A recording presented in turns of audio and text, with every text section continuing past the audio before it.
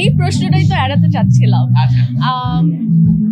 এটা তো আসলে বলে কয়ে হয় না, যেদিন হবে ইনশাল্লাহ আপনারা সবাই জানবেন এন্ড পুরো দুনিয়াবাসী জানতে পারবে।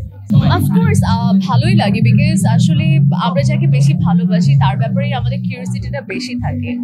সো ওই জায়গা থেকে আমার খুব ভালো লাগে যখন দর্শক জানতে চায় যে আমার পার্সোনাল লাইফের কি খবর বা আমি কোন কালার পছন্দ করি। But I think everything should be harmless and একটা মার্জিত অবস্থায় থাকা উচিত। কোনো কিছু নিয়ে বেশি মজা করা উচিত না বা কারো লেগ খুব বেশি ফুল করা উচিত না। সো এটাই বলবো দর্শককে। অ্যান্ড বাকি আমার দর্শকের ভালোবাসা পেতে তো ভালোই লাগে। অ্যান্ড আমি অলরেডি বলি সবসময় যে দর্শক অডিয়েন্স প্রতিনিয়ত দেখা যায় হচ্ছে আমার পিকচার শেয়ার করছে, সেখানে লাইক দিচ্ছে, কমেন্ট করছে। It means a lot, because আপনি আপনার খুব মূল্যবান সময় থেকে হয়তো বা এই সময়টা আমাকে দিচ্ছেন, আমার কাজের পিছনে দিচ্ছেন বা আমার ছবির পিছনে দিচ্ছেন। I really appreciate, I really respect that.